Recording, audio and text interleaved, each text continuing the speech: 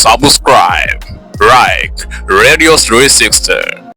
Mtazamaji wa Radio 360, jana licha ya Simba kutoa sare ugenini ya bao 1-1 dhidi ya Petro Luanda na licha ya Simba kuondolewa kwenye CAF Champions League mpaka sasa hivi kwa sababu wana alama 2 na mechi ya mwisho wamebakisha nyumbani dhidi ya Stade Malien, na hata Simba wakishinda wataishia alama 5. Kwa hiyo moja kwa moja kwamba Simba wataburuza mkia na hawawezi kuendelea mbele, lakini licha ya hayo matokeo Simba inaonekana inakwenda kuwa timu imara sana kwenye NBC Premier League, lakini pia kuelekea msimu ujao. Maingizo ya kina Anicet Oura, Jospin Loemba, kina Gue yanaonekana kuibadilisha timu. Ukiangalia mechi dhidi ya Esperance hapa nyumbani, ukiangalia mechi ya jana, Simba inaangushwa na baadhi ya makosa binafsi ya wachezaji wachache, hasa eneo la nyuma ambalo kuyarekebisha nadhani ni kitu rahisi, lakini hiyo sio mada ya msingi.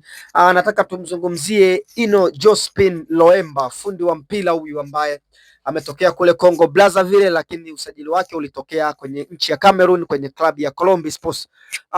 Jospin Loemba kwa dakika chache ambazo aliingia jana, tena aliingia Simba ikiwa pungufu. Simba unakumbuka ilipata kadi nyekundu ya Shomari Kapombe, kadi ambayo inaonekana ni ya mchongo kwa sababu Shomari Kapombe hiyo kadi ya njano ya pili haikuwa kadi ya njano ambayo refa alilazimika kumpa, kwa sababu Shomari Kapombe kama kapteni alienda kulalamika akiwa kama kapteni, na ni jukumu la kapteni kuzungumza pale anapoona mambo hayaendi sawa kwa refa.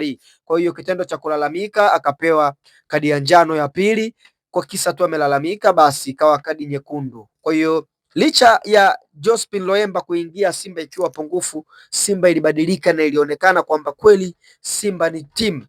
Ukiwa pungufu upo ugenini kwa timu ambayo inahitaji ushindi. Unajua Petro Luanda jana ilikuwa lazima isiwe inataka ushindi. Ingepata ushindi ingetimiza alama 8 ambazo kwenye mechi ya mwisho huenda wangepata sare, wangeenda robo, lakini licha ya kuhitaji kwao ushindi kwa hali na mali, lakini Simba ilionyesha ukomavu na kadi nyekundu zaidi ya dakika 50. Mnacheza pungufu lakini unacheza mpira. Sasa Jospin Loemba alivyoingia alibadilisha kwa sababu alikuwa na uwezo wa kunyang'anya mipira na alikuwa na uwezo wa kupiga pasa na uwezo wa kutembea. Hata ukiangalia bao la Simba, mpira ulitoka kwa Jospin Loemba ambaye alivunja mashambulizi ya Petro Luanda, baadaye akampa pasi mnyooko, pasi ambayo ilikuwa ina kipimo kwenda kwa Anicet Oura, ambaye baadaye Oura akampa Selemani Mwalimu akairudisha tena kwa Oura ndani, Oura akatia kamba, lilikuwa bao moja safi sana. Tunamzungumzia Jospin Loemba, na hii inaonyesha kwamba Simba kama itabaki na kocha atapata muda wa kusuka kikosi, Simba itakuja kuwa bora sana. Nyakati ngumu huwa azidumu. Bonyeza neno subscribe kutoka hapa Radio 360, channel yako ya habari za michezo.